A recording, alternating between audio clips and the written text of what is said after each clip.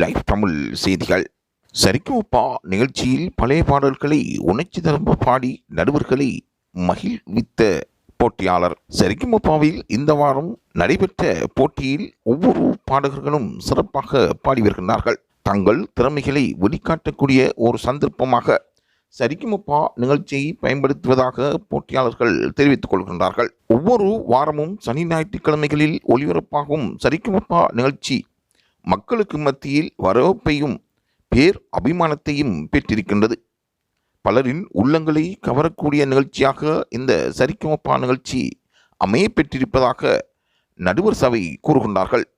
இதில் போட்டியாளர்கள் தங்களின் சிறப்பான பாடல்களை வெளிக்காட்டி தங்கள் திறமைகளை அதில் வெளிக்கொணர வைக்கின்றார்கள். அந்த அளவுக்கு சுவாரஸ்யமான சுற்றுக்களாக சரிகமபா நிகழ்ச்சி அமைய பெற்றிருப்பதாக கூறப்படுகின்றது.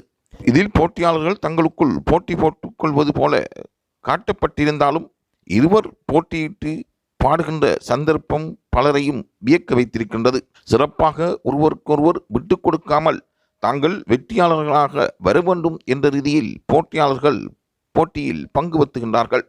அந்த வகையில் தற்பொழுது அக்ஷதா மற்றும் திவினேஷ் பழைய பாடல்களை எடுத்து பாடி அரங்கத்தில் இருப்பவர்களின் நன்மதிப்பை பெற்றிருக்கின்றார்கள். அரங்கம் என்றும் காணாத ஓர் பேர் ஆச்சரியத்தை கண்டு கொண்டிருக்கின்றது என்று நடுவர்கள் கூறியிருப்பது குறிப்பிடத்தக்கதாகும்.